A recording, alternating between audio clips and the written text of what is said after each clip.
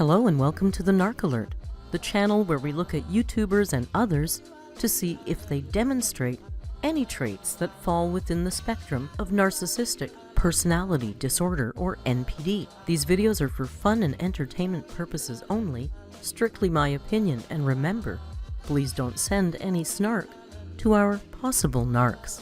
So key points to remember: messy fun and not a diagnosis. Hello my lovely alerts, and welcome back to the Narc Alert.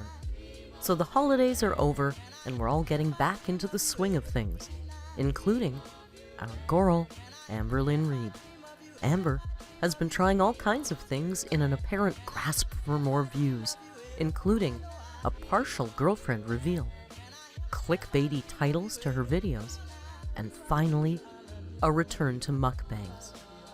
In order to celebrate Amber's glorious return to mukbangs, I thought tonight we could take a look at Amber's steak hibachi mukbang. This was apparently her last mukbang before her tragic cancer diagnosis. And thankfully, to be honest, there's not a lot of eating in this mukbang, so we don't have to listen to a whole lot of smacking sounds. Let's jump right in.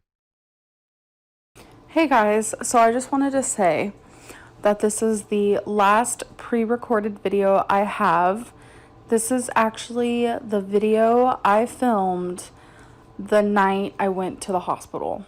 So after this video, it was probably, I want to say 4 to 5 hours later, I was on my way to the ER where I had horrible health scare, where I had emergency surgery, and where a week later I found out I have cancer. So it's kind of eerie to think that this is the last time I was on camera prior to all of that happening. In this video, I do talk about some personal stuff from my past, so I do hope that you guys enjoy. Hey guys, so welcome to a new video. We're gonna do an eat with me. I have hibachi steak. It is New York strip steak. So you guys, okay, so a little backstory, not really a backstory, but I'm actually gonna take this off because it's always all up in my face when I'm trying to eat. This, I actually always ask for. I do this a little differently.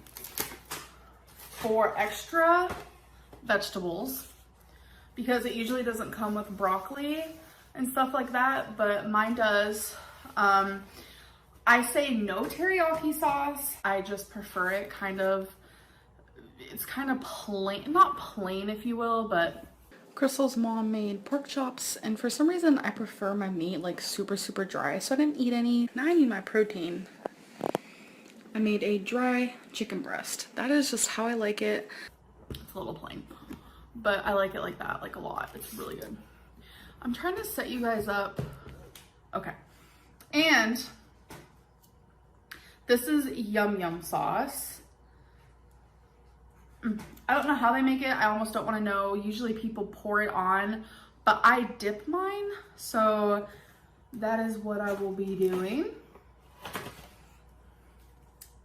Let's get into it. Okay. Girl.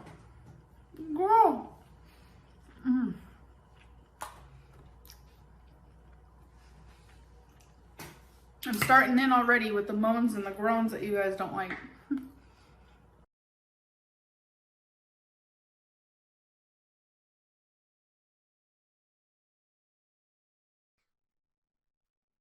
Amber is not sorry. She just admitted she only does this for the camera.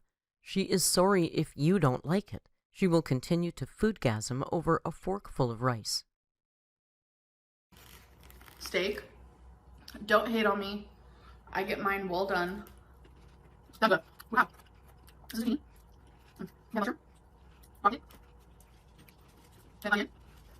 I like brown sauce. I just like brown sauce. I don't like the brown sauce. It's, I don't know, I just don't want it to be like sweet like that. Not like that. Delish. So it's another stormy day in Kentucky. Whether that's figuratively or metaphorically or real,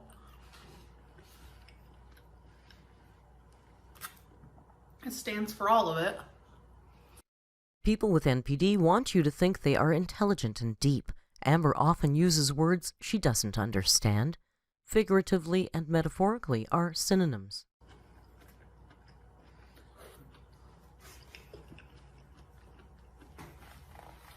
At this point,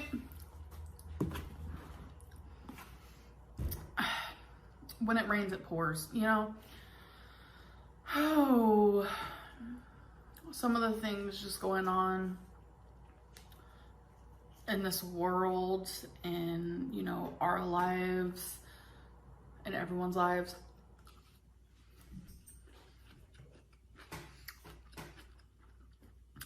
It's painful. It's scary. It's just a lot at once.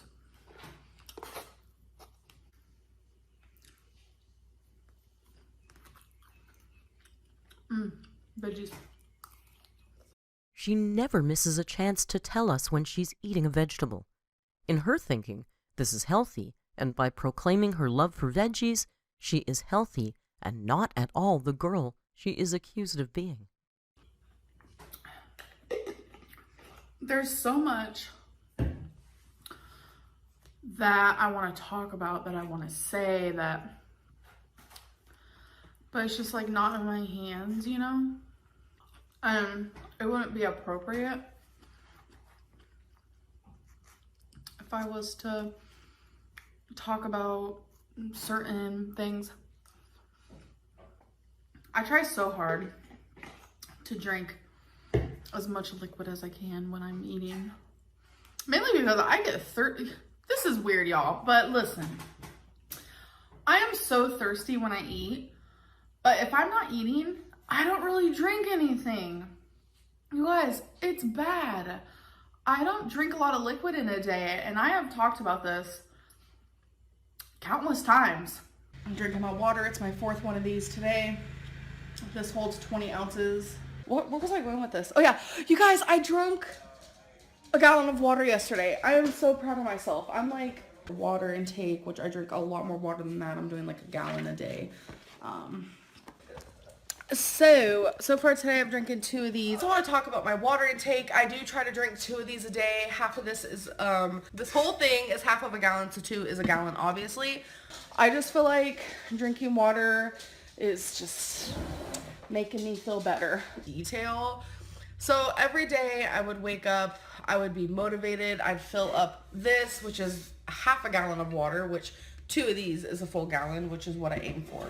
But I noticed that the more water I drink, the more I crave it. So it makes it to where it's like a cycle of I just continuously keep drinking water, and I kind of like that. It's pretty amazing. I'm just like never thirsty, like ever. And that's one of the biggest symptoms for someone who's diabetic, to be always thirsty.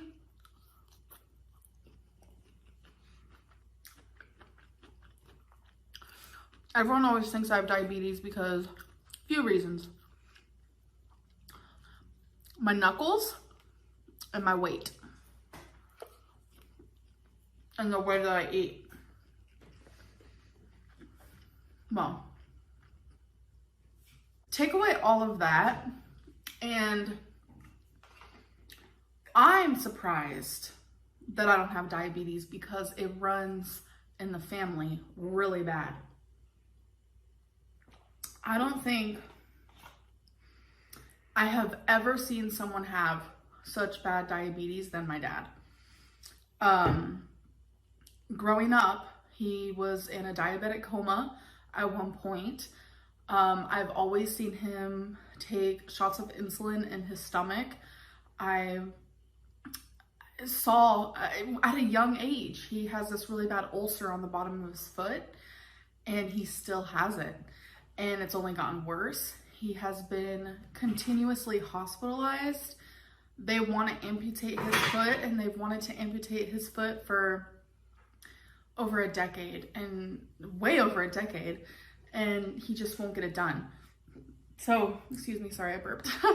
I have never seen someone with so many health issues regarding diabetes. And I know that needs to like put more fear into me, like seeing what my dad's gone through / is going through with it, because it's bad. And I get that, and I'm not even a pre-diabetic, which still to this day shocks me. I am beyond grateful, but I'm scared that one day I'm going to be diagnosed with diabetes, and that is scary. But what I think is beautiful about the body is that we as human beings can help prevent certain things from happening to you. Sorry. I know there's a lot of things that you can't prevent, which that's heartbreaking all in itself, but there is a large quantity of things that, like, if you change the way you eat, it could drastically fix something. Typical of Amber, she is saying what she thinks sounds good. She talks the talk, but never walks the walk. Hours after this was posted, she was diagnosed with cancer, and she has done scant little to change her diet to this day. I know a lot of people who do have diabetes and they've changed the way they ate and it completely went away. Also, weight loss helps a lot, because I can tell you guys firsthand that I've never had like super high blood pressure. It's always been like right at that teetering point where some doctors think I should take medicine and some doctors don't think I should. But ever since I've lost 75 pounds, I don't have high blood pressure like at all. It's not even at that teetering point. It's usually always normal for the most part. And it's just like, you know, weight loss helps with a lot of things, and changing the way you eat. I'm saying that as I have tons of rice in front of me. You know, this part isn't that bad for you, but I try not to have steak a lot. I'm more of a lean meat type of gal, but you know, a lot of people like to, you know, make fun of me and say she has the beatus, and just, it's really just like cruel, because you don't know what I've seen with my father and the things that he has gone through and still goes through, like literally to this day. From what we are led to believe, Amber has little relationship with her father. She does bring him up whenever he has health issues to garner some sympathy for herself from his pain. The last time I actually talked to him, he was in the hospital because of his diabetes. It's not something you joke about. And not only does my dad have it, but both of my grandmas. I don't know a lot of my family, but I do know all three of them had it.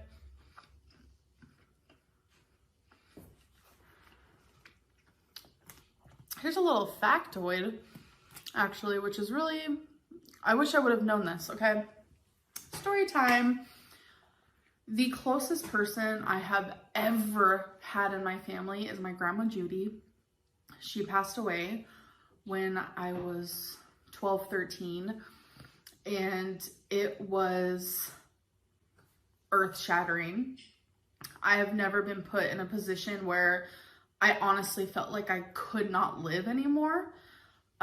She was like my mom when my mom couldn't be my mom or didn't want to be my mom or wasn't my mom. My grandma was that for me. She was my actual heart and soul. She treated me as if I was her own, and we just had like this bond that I can't describe. She was very sick for months, and she was hospitalized in San Francisco for months. We lived about 35, 40 minutes away from San Francisco. And this was during the time when I always have to explain this because people get kind of confused, which I understand. This was during a trial with my parents to see if they were fit to be parents again, because I was in foster care. It's this whole thing. This whole aspect was happening during that trial. My grandma was in the hospital for months, and we would go visit her up most 5-6 times a week. And every time I saw her, it was getting worse. And I knew it was something with her liver, but as a 12-year-old, they didn't want to tell me much. My parents didn't want to tell me much. So that's all I knew, was that it was something with her liver. And I remember the last day that she was at the hospital, the doctors told us in the room with my grandma, you know, you have about a year to live. And hearing that was like hard to hear, but I was also so happy that she was still going to have that year. Then the doctor, about an hour later, pulled my dad into the hallway. My grandma was sleeping and I went out there with my dad, and he said, she actually has about a week. Where do we start with this tall tale? I'm no doctor, and I'm not in the US, where healthcare is very different. I have worked in hospitals and hospices, and I have never heard of the directive to lie to a patient about their end of life. I have also never seen an end-of-life care discussion in front of a child. My whole everything, it's so hard to explain. I felt like I blacked out.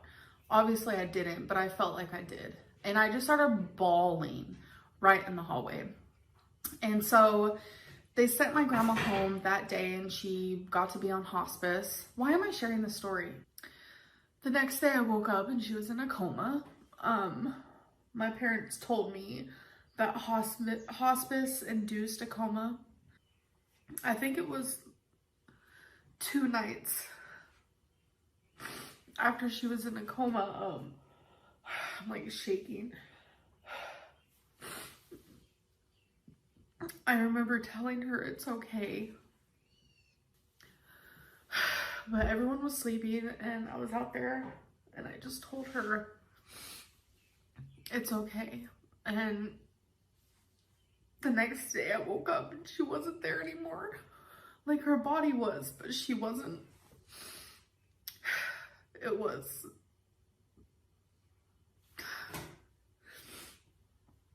the hardest thing I ever went through. And Amber paints a beautiful, touching portrait of herself while her grandmother is passing.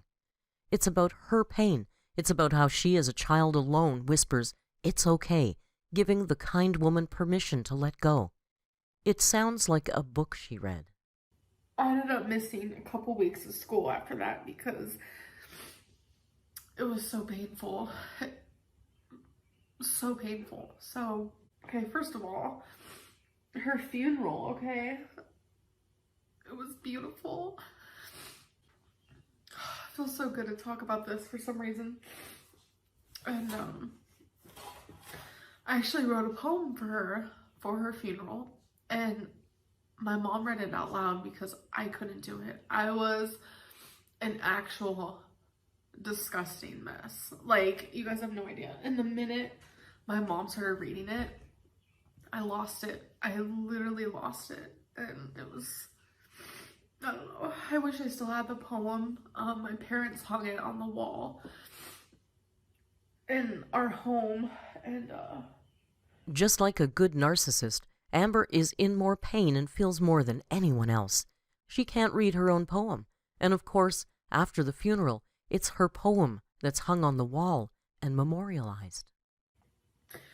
So, as I got a little bit older, I found out that my grandma was actually a lesbian.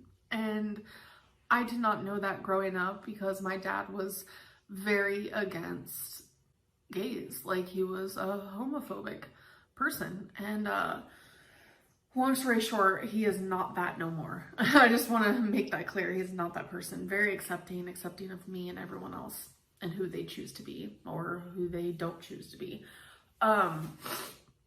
But I never knew that about her. And I think I found out 16, 17. And I was completely shocked.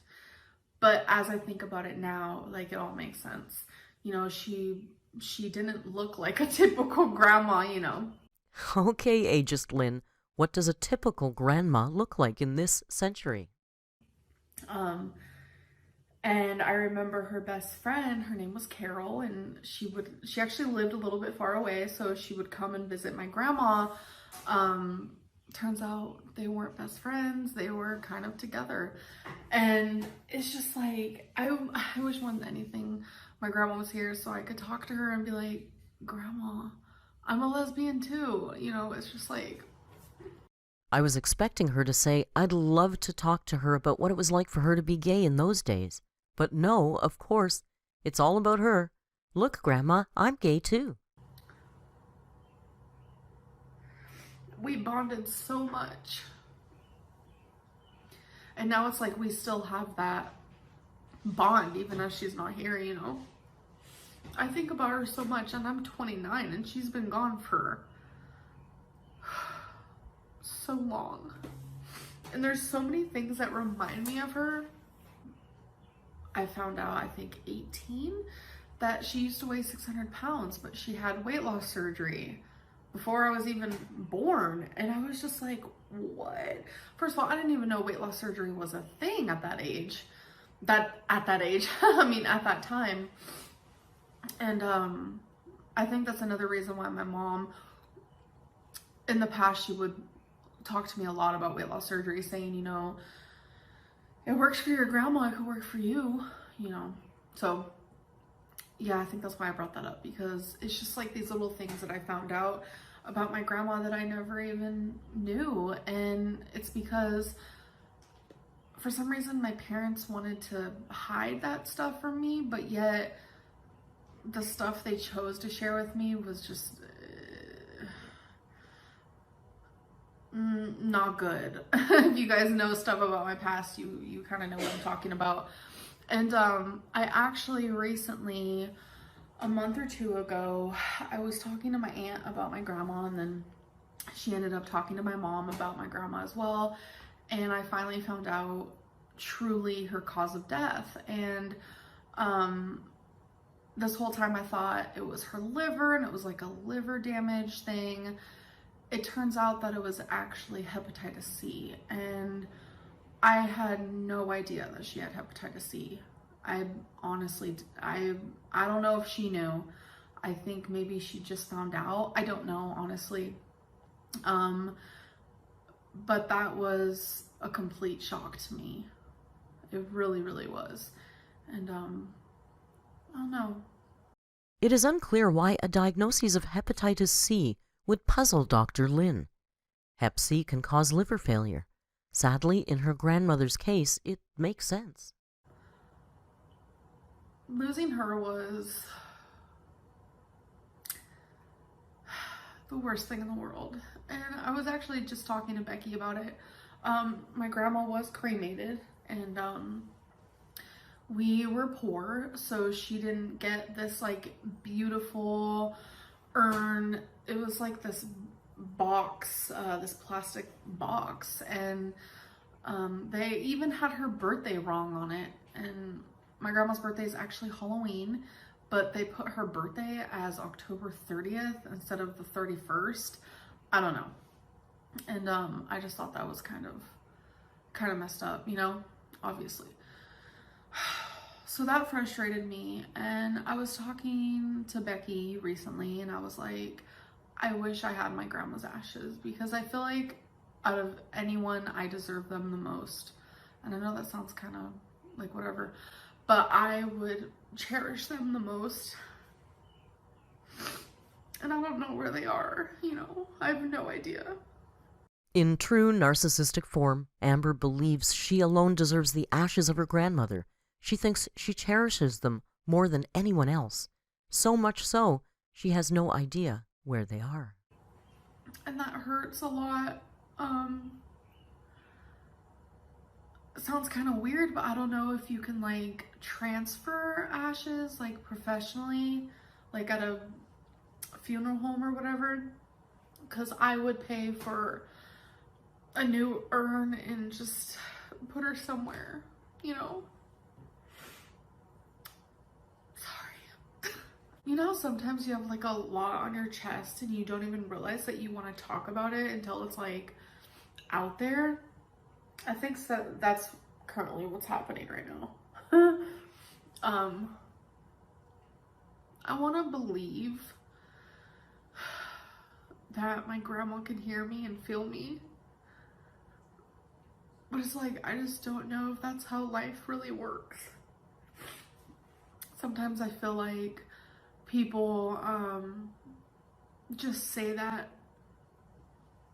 to make death a little bit easier. Saying things like, you know, I know my grandma's watching over me and stuff like that. Sometimes it just makes it easier, but like, is it true, you know? Or it's like, does she feel me? I don't know. No one really knows, do they?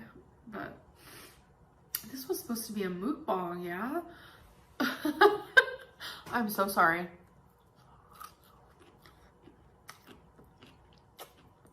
I don't even feel like eating. I will say the broccoli is really good though.